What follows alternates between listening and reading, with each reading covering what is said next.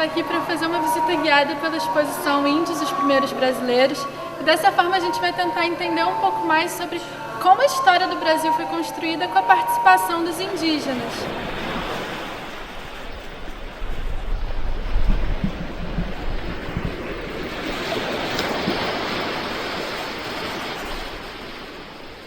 No século XVI, haviam notícias, rumores sobre a existência da América, mas como existiam de dragões, de gigantes, eram notícias bastante precárias. No momento que os viajantes, os portugueses e espanhóis, eles iniciam essas viagens, não é como se nós imaginássemos que estivéssemos indo para a Europa ou a Europa vindo nos visitar. É como se a gente fosse para alguma coisa fora do sistema planetário, né? Onde nós podemos encontrar coisas completamente diferentes. O que existia de população na Europa era cerca de 80 milhões de pessoas. Os demógrafos históricos dizem que na América existia uma população também por volta de 80 milhões de pessoas. Quer dizer, não era alguma grande civilização conhecendo um pouquinho de gente isolada e separada, que por alguma razão climática, geográfica, ficou isolada. Era uma mesma quantidade de gente que estava presente ali. Por isso, o termo chamado, né, de Novo Mundo, da ideia da grandeza da aventura e da grandeza da experiência que eles estavam vivendo. Olha só, gente, aqui a gente vai entrar na sala e eu quero que vocês imaginem como se fossem os portugueses chegando aqui no Brasil. O que eles viram? O que eles perceberam de diferente? Vamos lá?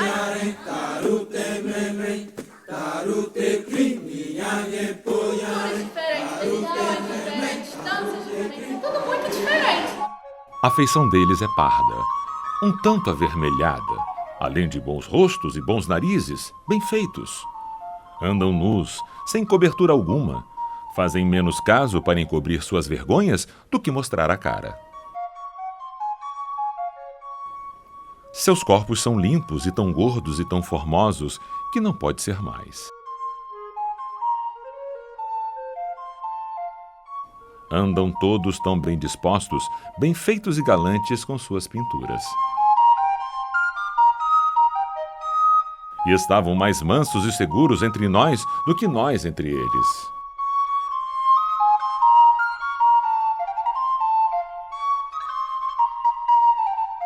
Então vamos lá, para a gente ver um pouquinho mais sobre esse estranhamento que os portugueses sentiram quando chegaram aqui.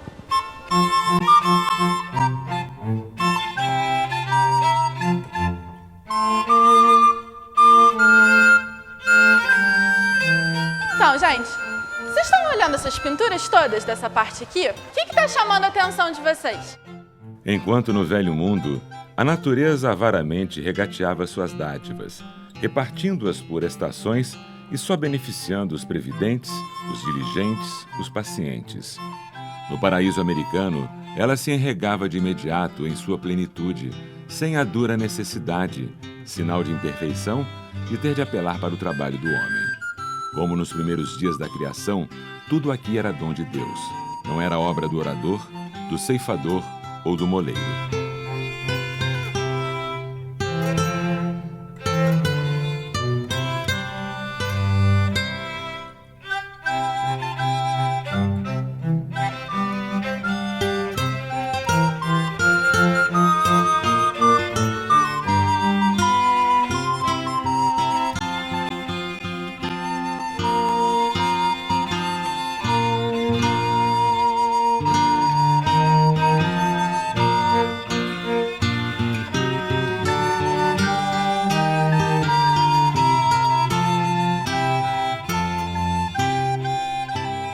Elas pensam muito nos índios como se eles fossem preguiçosos, como se eles não trabalhassem. Mas, na verdade, não era bem assim. Os índios, quando os colonizadores chegaram aqui, eles foram escravizados. Hoje em dia, a gente pensa como se escravo fosse só escravo africano.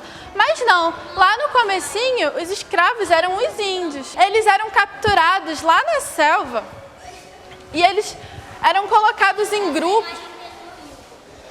Pois é, então, eles eram capturados e eles eram colocados em grupos, em aldeamentos, que assim, não se importavam se eram grupos indígenas inimigos, se eram índios que não se davam, se eram índios de culturas diferentes, eles eram colocados todos num lugar só para trabalhar como escravos. Vocês imaginam como isso devia ser complicado? Muitos se rebelavam, muitos ficavam irritados com essa situação. Os indígenas eram chamados, nesse momento, e por todo o século XVII também, os negros da terra. E toda a construção da colônia, toda a construção das cidades, Salvador, Olinda, São Paulo, ela não foi feita pelos negros que não estavam ainda aí. Né? Os negros começam a chegar em profusão, sobretudo a partir do século XVII e a partir do momento do comércio holandês, quando os holandeses implantam realmente uma bomba produtora em Pernambuco e dominam o mercado mundial de açúcar. Antes a produção ainda não é tão forte. Então, nesse momento, a captura de indígenas, o que eles chamam de cimento, eles iam às aldeias indígenas e traziam famílias inteiras para viver dentro dessas coisas. Era um processo absolutamente similar à escravidão, só que não reconhecida. Importante pensar, quando se pensa a colonização, é isso. Todas as cidades, igrejas, estradas que foram feitas no país, foram feitas, sobretudo, com essa mão de obra. Depois, em vários momentos, com os escravos. Mas os escravos estavam muito mais relacionados à produção das plantations, a essa produção de açúcar, produção valorizada, do que essa economia. Os portugueses, quando eles chegaram aqui, eles também tentaram catequizar os índios. Eles tentaram levar a religião deles para os índios. Pois é, com os jesuítas, que fizeram as missões aqui. Né? Então houve uma troca de cultura, né? Os portugueses chegaram aqui, tentaram impor a cultura deles, a religião deles, para que os índios também se tornassem cristãos. Eles achavam que os índios eram selvagens, eram bárbaros, inferiores. Então eles tentaram levar a cultura deles para os índios, para que os índios deixassem de ser selvagens, assim, bárbaros, que nem eles diziam.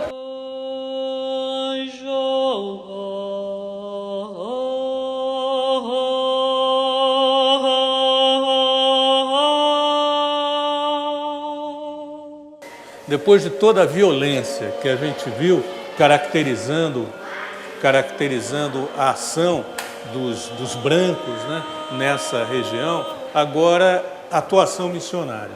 Então são alguns quadros do século XIX, esse aí é um quadro famoso do século XIX, em que aparece um missionário, né, colocando um crucifixo no indígena. Né? E essa é importante de entender. Essa é uma autorrepresentação dos missionários, né? Quer dizer, onde os índios são dóceis, onde os índios aceitam a coisa. Então, pode parecer até um animalzinho de estimação ali, se chegando ao seu dono, né? De tanto submisso que ele é, né? Mas, de certa forma, também a atividade missionária impediu que uma extinção maior acontecesse. Algumas áreas foram preservadas através da implantação de missões, onde não podia haver caça de índios lá dentro. O momento que há uma virada, a partir de, sobretudo, 1680, começa a haver uma regulamentação das missões, no sentido de que o contato direto dos brancos com os indígenas, dos portugueses predadores, como no que a gente viu, eles tendem a ser evitados. Então os missionários implantam uma rede de atuação bastante grande dentro dessas áreas. Mas, gente, olha só. Vocês sabiam que os índios no Nordeste, eles foram considerados extintos há muito tempo atrás? Mas vocês sabem por que eles foram considerados extintos? A morte dos índios não é uma suspeita que a gente tem. Ela foi construída dentro da nossa experiência através de toda a elite do Império. Em 1850, foi feita uma coisa importante no Brasil chamada Lei de Terra. E a intenção dela era instaurar a propriedade capitalista da terra no Brasil. Quer dizer, esse é realmente um loteamento. Quando eles foram demarcar as terras, ver que terra era de quem, que terra era de fazendeiro, que terra era de índio, eles viram que muitos índios já estavam miscigenados. Índios já tinham casado com brancos, já tinham tido filho com branco, então estava uma mistura só. Então, o que eles fizeram? Quando eles chegaram nas terras que os índios queriam que fossem consideradas as terras deles, os portugueses falaram, não, essa terra aqui não é indígena porque você não é mais indígena, você já se misturou com branco, então você não é mais indígena. Mas ele ainda tinha cultura indígena, ele ainda tinha os deuses, as crenças, a religião. Então ele ainda era índio, né? Só que ele já não tinha cara de índio, né? Porque ele já estava misturado.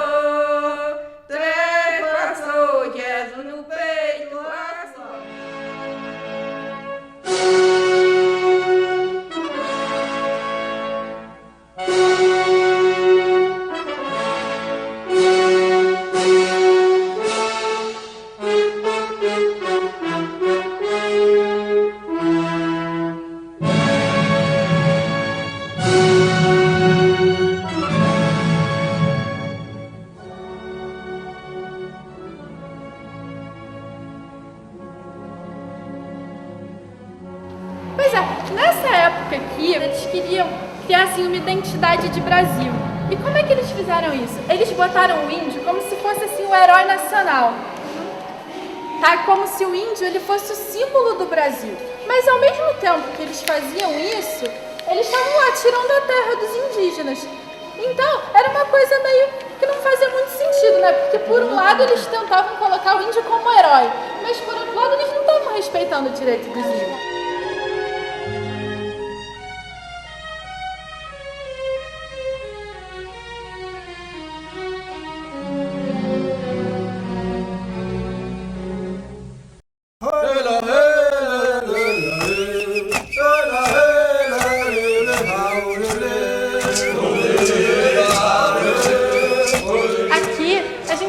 Força e vitalidade dos grupos indígenas contemporâneos que lutam pelo reconhecimento das suas identidades e dos seus direitos à terra e à cidadania.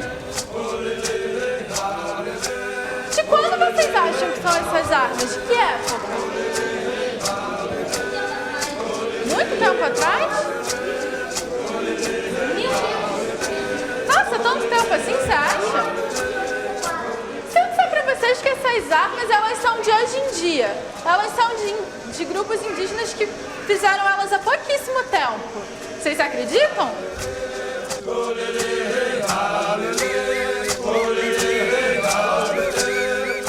que vocês acham que são essas coisas aqui? São estátuas, são esculturas. Mas e essas cestas aqui? São para pegar, são armadilhas, não são? Então aqui, o que estão fazendo? Estão representando cenas assim de caça, né? Esse aqui são arapucas, são armadilhas que são usadas para pegar os animais.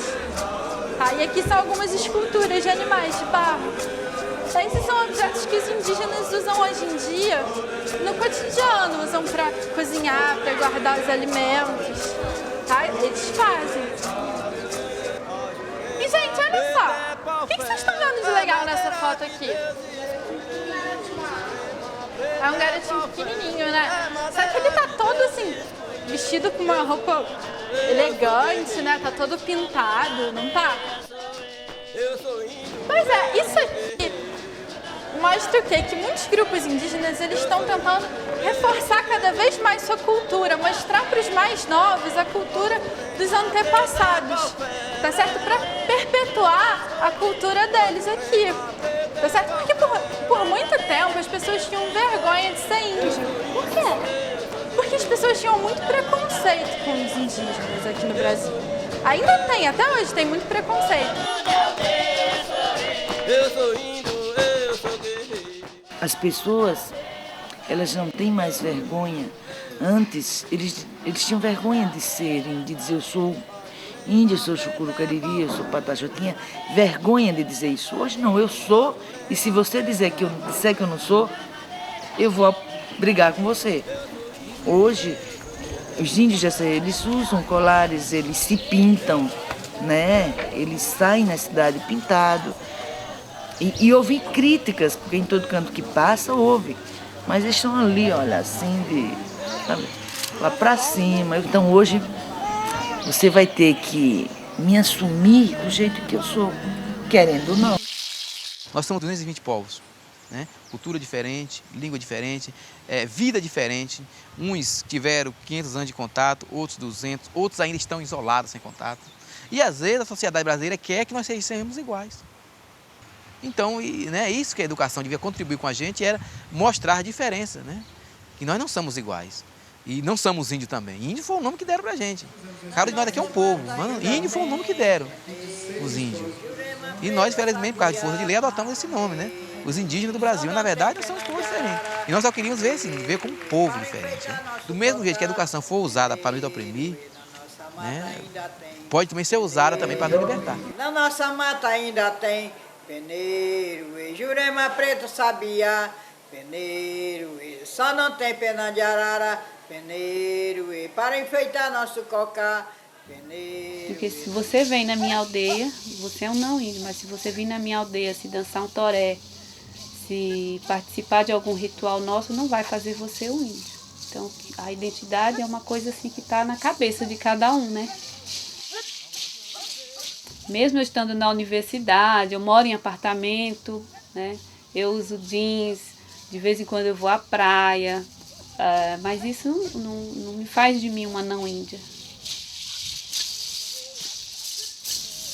E assim, agradecemos pela presença de vocês e a gente espera ter contribuído com esse diálogo do passado com o presente para a construção de um futuro em que a gente possa pensar um pouco mais a diversidade cultural do nosso país.